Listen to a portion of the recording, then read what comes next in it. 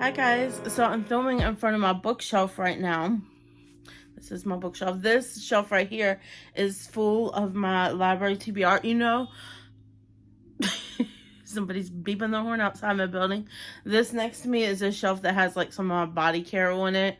You can see my body care here. It's on this shelf, and then on the shelf below is my Bath and Body Works candles, and then above is my husband's little collection he's got going on. He likes Star Wars and Masters of the Universe, so he has like a little collection of those going on. But this right here is my bookshelf that he got me recently. So I'm gonna go ahead. I was only gonna show you the books. I thought I was gonna be cutting in here on a video that I previously filmed of my February TBR and just show you the extra books that I picked up, because I told you within the video that there was some books that I was waiting, they were in transit, and I was waiting for them to be put on the hold shelf for me at my library, and they finally came in, with the exception of 2 that they put back off the shelf before I came to collect them.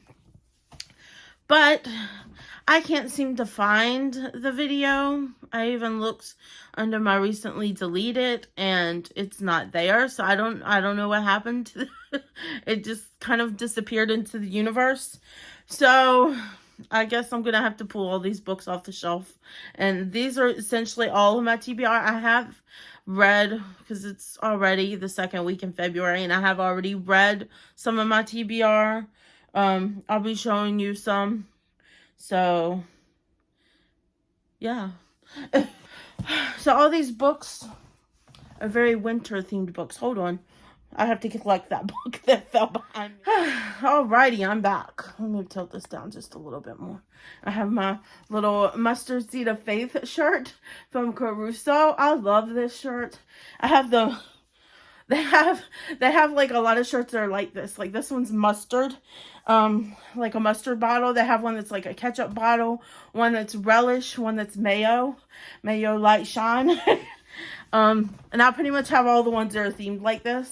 And I even got my husband there's some Star Wars themed ones. I got him 2 of the, one was Mandalorian and one is like the Star Wars movie. And I just love these shirts. It's from Caruso, and they have like Bible verses on there.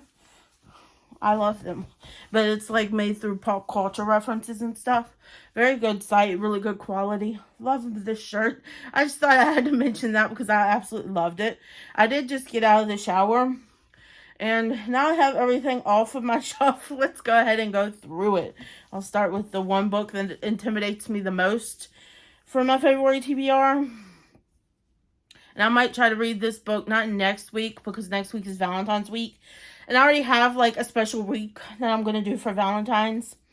I'm planning to read all Kindle books, because I have, for one, I have an ARC read in the Coffee Loft series, which is kind of like a coffee romance series that centers around these coffee, it's called the coffee shop is called the Coffee Loft, and they're just like a chain coffee thing, a chain coffee stores that people open up all over the place. I've already read 2 of the books in it, and I've been loving the series because I've gotten 2 other art copies.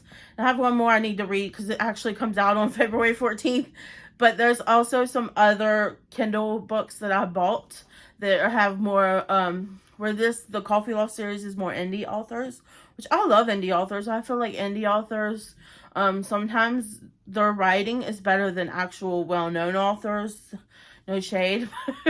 But I love indie authors. But this one is like more well-known authors. And it was like a Valentine's collection that was exclusively to Amazon. And I think it's only on the Kindle also. So it has Christina Lauren. I know it has Abby Jimenez. I want to say there was even an Allie Hazelwood book that was in there. A whole bunch, Saraya Wilson, a whole bunch of different authors, but they're just like little novellas. So my plan is to read the Coffee Loft book that I have. I can't remember the name of it. It was like Coco something. I can't remember the name of it off the top of my head. But I'm going to read that one first, and then I'm going to go into the other ones. There's like 6, I think, books in that series from Amazon. So I'm going to try to read all those Valentine's week, because I just thought it would be cute to read Valentine's themes books during Valentine's week. So that's my plan there. But anyways, let's get started with this. I don't know why I'm telling you about all of that, but the first book that I got, and I picked this book out because of Ian, and I don't know how to say his name, but his wife's name is Ashley Kaylee. I think her last name is Ashlyn Kaylee. She's here on YouTube also. Her and her husband do like, not videos together. I mean, they do a lot of videos together on each other's channel, but they each have their own channel. And Ian, he talks about how good Stephen King's writing is, and his books are chunkers. So they intimidate me. Not only that, I know they're not clean. I know from my brother, because my brother has read Stephen King books before. They're not clean. There's always something sexual in it. But as far as I know, it's not anything that's like a whole lot, and it's stuff that you can skip. I'm sure there's probably language in this book too, but I've always wanted to read a Stephen King book. And he was talking about this one, and it just sounded so good. And it says the town of Castle Rock, Maine has seen its fair share of oddities over the years, but nothing is as peculiar as the little curio shop that's just opened for business. Here, its mysterious proprietor, Leland Gaunt, seems to have something for everyone out on display at Needful Things. Interesting items that run the gaunt from worthless to priceless. Nothing has a price tag in this place, but everything is certainly for sale. The heart's desire for any resident of Castle Rock can easily be found among the curiosities, in exchange for a little bit of money, and, at the specific request of Leland Gaunt, a whole lot of menace against their fellow neighbors. Everyone in town seems to be willing to make a deal at Needful Things, but the devil is in the details, and no one takes heed of the little sign hanging on the wall. Cavit emptor, in other words, let buyer beware. So, I just thought that sounded interesting. I guess this is like a horror novel. I know he doesn't do just horror novels. Stephen King does like a lot of different things. I think if I like his writing with this one, if I make it to this one, I hope I make it to it.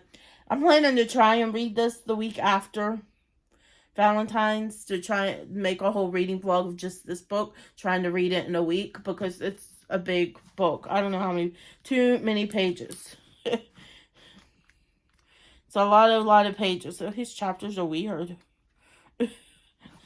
Look at the way his chapters are. They're like, there's no space. So that's going to mean it's going to be, there's at least 800 pages there. So there's that one. That one I just got because Ian was talking about it, and it just sounded, the way he was describing it made it sound so good. So I'm just like, okay, I need to read it.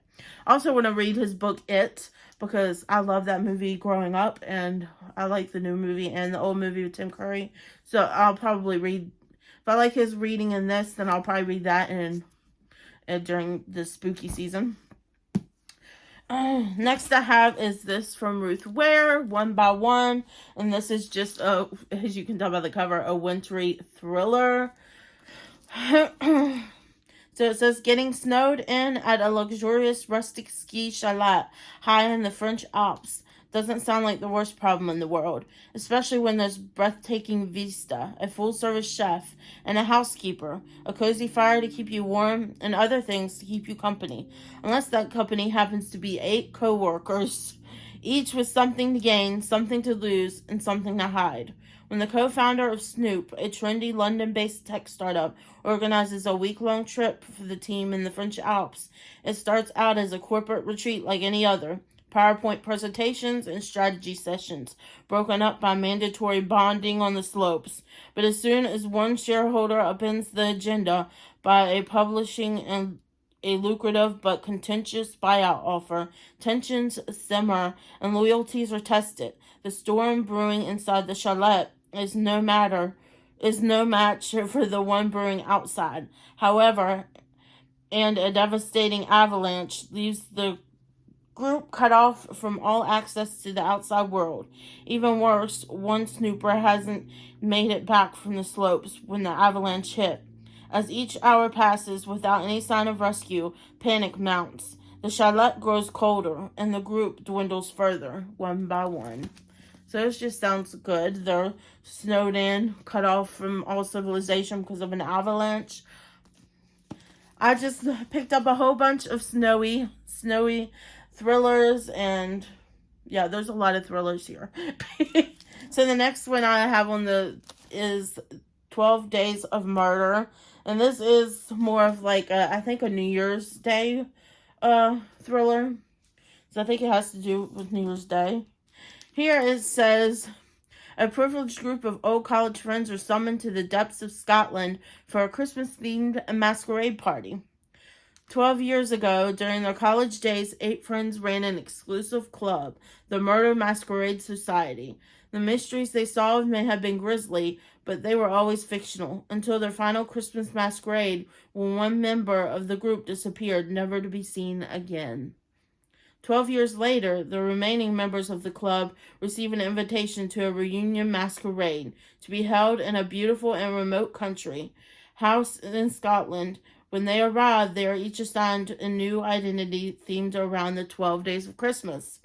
They become Lady Partridge or Mr. Gold, Lord Leapworth or Dr. Swan. The game begins, and it feels just like old times. Until the next morning when Lady Partridge is found hanging from the pear tree.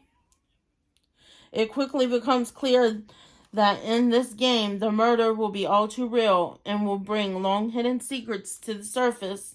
If they hope to win the game and survive the Christmas season, then they will need to face the truth about their history together and who they have become and what they really happened on that fateful night 12 years before. So this sounds like a Christmas-themed Clue mystery, and it just sounds so good. And I say that because everybody's like has their own themed name and everything, just like in, if you've seen the Clue movie with Tim Curry, one of my favorite movies of all time. And so hilarious. Okay, next is Shiver. How it says it started with a reunion, it ended with a murder. Lots of mystery thrillers we got going on here. So look at that cover. Doesn't that just scream winter, cold? Oh, love it. It says a reunion. All of these take place in another country. That's one thing that drew me to this one, Scotland. I like that a bunch of these are taking place in different countries. So this one says, a reunion weekend in the French Alps turns deadly as 5 friends discover that someone has stranded them at their remote mountain resort during a snowstorm. When Hermila accepts an off-season invitation to La Rochelle, one of France's most exclusive ski resorts. She's expecting an intimate weekend of catching up with 4 old friends. It might have been a decade since she saw them last, but she's never forgotten the bond they forged on the very mountain during a winter spent fiercely training for an elite snowboarding competition. Yet, the moment Mila and the others arrive for the reunion, they can tell something is wrong. The resort is deserted. The cable cars that delivered them to the mountaintop have stopped working. Their cell phones missing. And inside their ski lodge, an icebreaker game awaits, designed to draw out their secrets. A game meant to remind them of Saskia, the enigmatic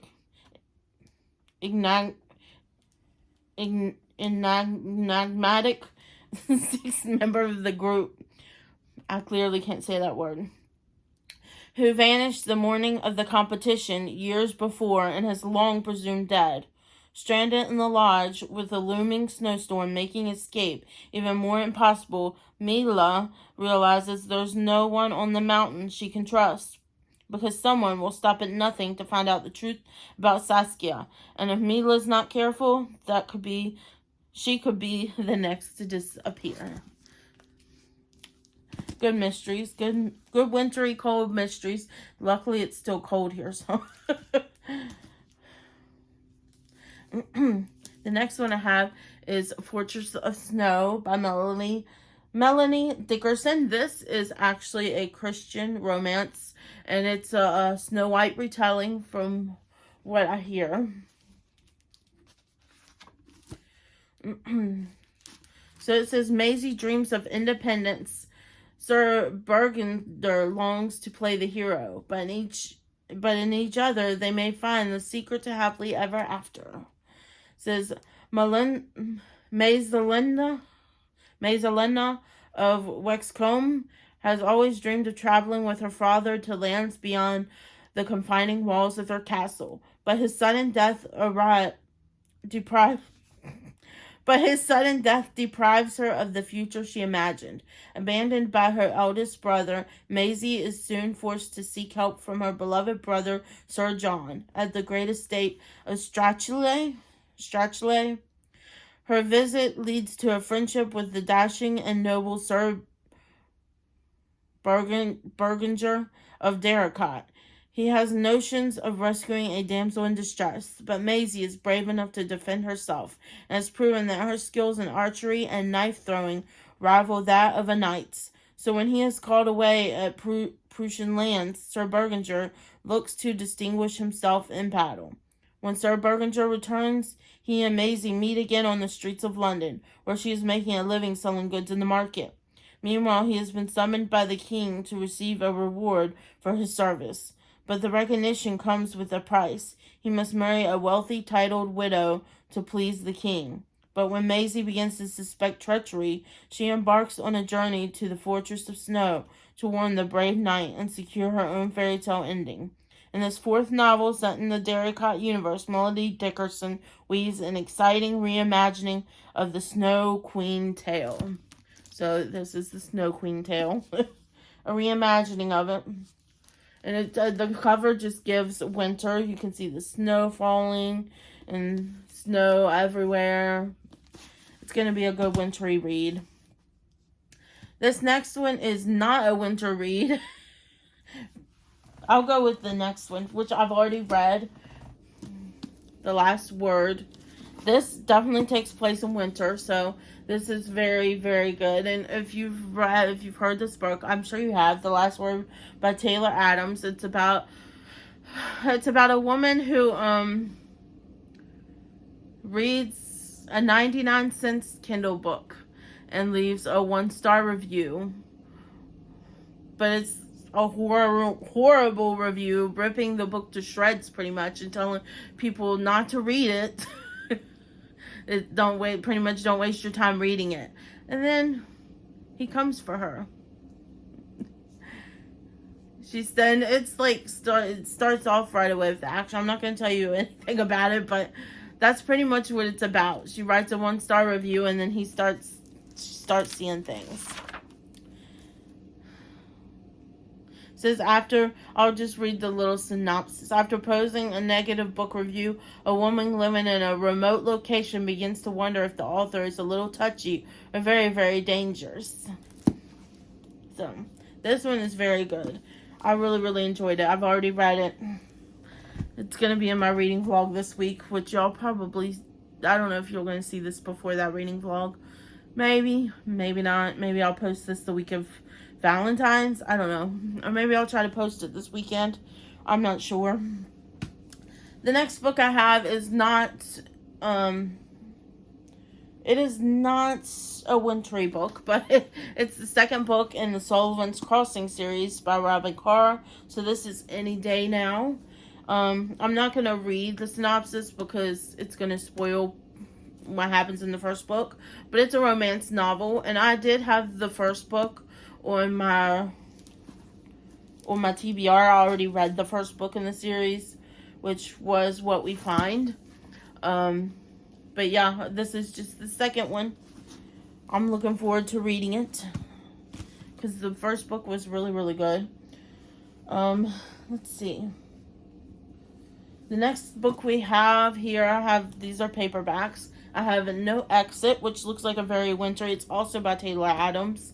It says there are no random acts of violence. And it looks very snowy and wintry from the cover. And I think I'm going to like it because I love The Last Word. It was, I found Taylor Adams' writing to be very fast-paced and it kept you engaged. And when I wasn't reading it, I was like thinking about the characters and wondering what was going to happen next. So, logically, I got this one. He wrote this one before The Last Word.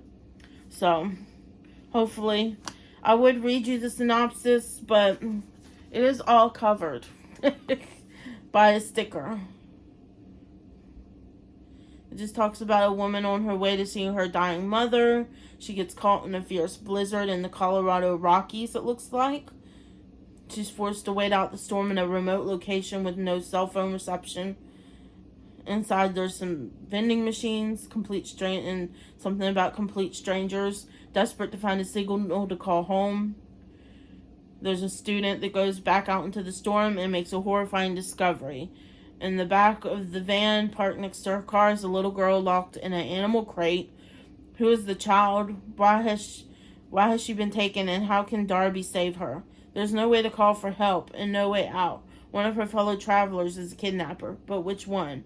Trapped in an increasingly dangerous situation on the edge of civilization, with a child's life and her own on the line, Darby must find a way to break the girl out of the van and escape. But who can she trust? Ooh. That sounds really good. Next we have 5 Total Strangers. Clearly very wintry. This is also a mystery. She should never have accepted the ride. This is a YA one. It says Mira needs to get home for the holidays badly, but when an incoming blizzard results in a canceled connection, it looks like Mira might get stuck at the Philadelphia airport indefinitely. And then Harper, Mira's glamorous seatmate from her initial flight, comes to the rescue.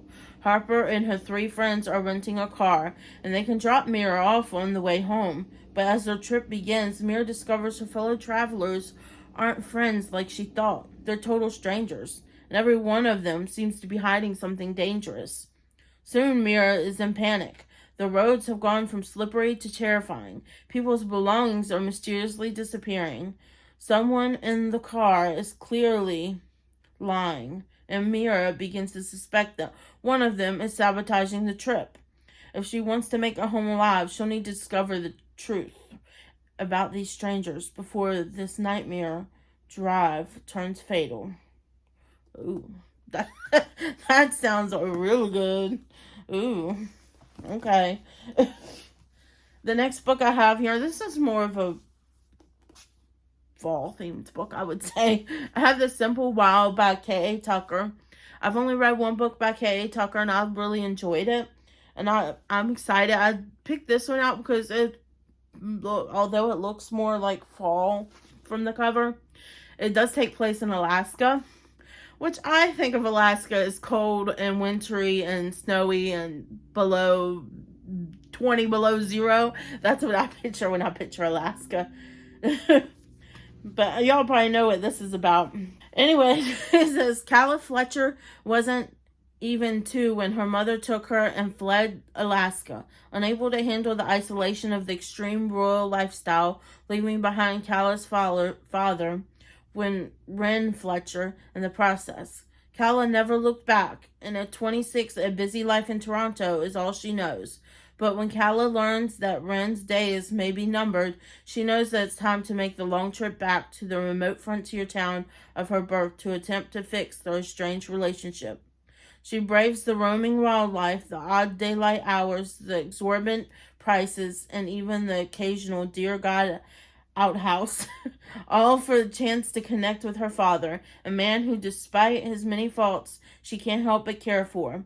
While she struggles to adjust to this rugged new environment, Jonah, the unkempt, obnoxious Alaskan pilot who helps keep her father's charter plane company operational, can't imagine calling anywhere else home, and he's clearly waiting with one hand on the throttle to fly this city girl back where she belongs, convinced that she's too pampered to handle the wild. Jonah is probably right, but Calla is determined to prove him wrong. As time passes, she unexpectedly finds herself forming a bond with the burly pilot as his undercurrent of disapproval dwindles. It's replaced by friendship, perhaps something deeper. But Calla is not in Alaska to stay, and Jonah will never leave. It would be foolish of her to kindle a romance to take the same path her parents tried and failed at years ago. It's a simple truth that turns out to be not so simple after all. Oh, sounds good. Sounds good. Romance. I like romance. I like the fact that it's in an Alaskan setting. For some reason, I'm just loving Alaska right now. I don't know. I don't know what it is. Forgot about this one. I do have a couple other wintry reads. I thought I already showed you all my wintry reads. I did not. I did not. So, next I have Once Upon a Wardrobe. And I hear that this is kind of like a reimagining of the Chronicles of Narnia. That's what I heard. Oh, this is, it says, where did Narnia come from? The answer will change everything. Meg Devonshire is brilliant with numbers and equations, on a scholarship at Oxford, and dreams of solving the greatest mysteries of physics. She prefers the dependability of facts, except for one. The younger brother she loves with all her heart doesn't have long to live. When George becomes captivated by the brand new book called The Lion, the Witch, and the Wardrobe, and begs her to find out where Narnia came from, there's no way she can't refuse. Despite her timidity about approaching the famous author, Meg soon finds herself taking tea with the Oxford Don and his own brother, imploring them for answers. What she receives instead are more stories. Stories of Jack Lewis's life, which she takes home to George.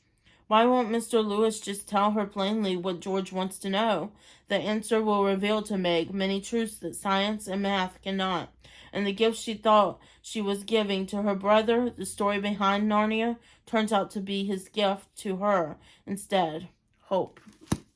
So that just sounds so good. I believe that's like a Christian novel, Christian fiction. I could be wrong, but I believe that's what it is. Next, we have the last wintry read it's definitely the last one I have on my list. And I have these Silent Woods. I just picked this one up yesterday. Or not yesterday, the day before yesterday. It just sounds so good. So it says, no electricity, no family, no connection to the outside world. How terrifying is that? For 8 years, Cooper and his young daughter Finch have lived in isolation in a remote cabin in northern Appalachian woods. And that's exactly the way Cooper wants it, because he's got a lot to hide. Finch has been raised on the books, filling the cabin shelves and the beautiful but brutal code of life in the wilderness. But she's starting to push back against the sheltered life Cooper has created for her, and he's still haunted by the painful truth of what it took to get them there. The only people who know they exist are a mysterious local hermit named Scotland and Cooper's old friend Jake, who visits each winter to bring them food and supplies. But this year, Jake doesn't show up, setting off an irreversible chain of events that reveals just how precious the situation really is. Suddenly, the boundaries of their safe haven have blurred, and when a stranger wanders into their woods, Finch's growing obsession with her could put them all in danger. After a shocking disappearance threatens to upend the only life Finch has ever known, Cooper is forced to decide whether to keep hiding or finally face the sins of his past. Vividly atmospheric and masterfully tense, These Silent Woods is a poignant story of survival, sacrifice, and how far a father will go when faced with losing it all. So this sounds so freaking good. And I added this to my TBR. I just picked this one up recently too. I added this to my TBR because I've seen recently in a reading vlog that Ian and Ashlyn, they both read this, and Ashlyn was like, if you're a Christian, you need to read this book. She's like, I implore you to read this book. So I was like, okay. I put it on hold in my library and it was available, so I just waited for them to stick it on my hold shelf, and then I went and picked it up, and I'm planning to read it, so I can't wait. It's just a small book too, so I can't wait to read it and see like what all the fuss is about. So next I have 2 books that actually go together. This one is A Midnight Dance by Joanna Davidson Politano. And I believe this is a Christian romance book. It says, at their core, all theater romances are tragedies. Ella Bly knows this Still, she can't help but hope her own story may turn out different than most, and certainly different than the tragic story of the ghost of Cavern Street Theater. After a chance encounter with one of the ballet company's handsome dancers late one night, Ella is swept off her elegantly pointed toes. The dance they share and the promise he makes to her feels like a new beginning, yet she faces the mounting challenges in the ever-shrinking ballet company. Ella cannot deny the uncanny feeling that her life is mirroring that of the ghostly ballerina. Is she dancing ever closer to the edge of her own disastrous end, or will the secrets that are about to come to light offer release from the unyielding grip of the past? So it sounds really good. Huh? And then this is the second book that comes after that, called The Lost Melody. Same author. And this one sounds really good. So this one says, when concert pianist Vivian Mordaunt's father dies, he leaves her to the care of a patient at Hartswell Asylum. Vivian has no idea the woman existed, and yet her portrait is shockingly familiar. When the asylum claims she was never a patient there, Vivian is compelled to discover what happened to the figure she remembers from childhood dreams. The longer she lingers in the deep shadows and forgotten towers of Hartswell, the fuzzier the line between sanity and madness becomes. She hears music no one else does, receives strange missives with rose petals between the pages, and untangles far more than is safe for her to know. But can she uncover the truth about the mysterious woman she seeks? And is there anyone at Hartswell she can trust with her suspicions?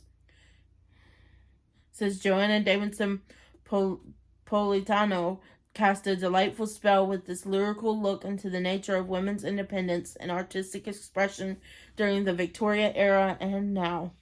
So that just sounds really good also. It sounds like it takes place in an asylum, so it kind of reads a little creepy. And I have 3 more books, and then we'll be done. I just picked these ones up yesterday from the library. And these are all cozy mysteries that I was excited to read. I forget who it was that was talking about these. But I think Book Lover Amanda's talked about some of these. I could be wrong. So I have first The Rocky Road to Ruin by Mary Allen. It's the first in the Ice Cream Shop Cozy Mysteries series.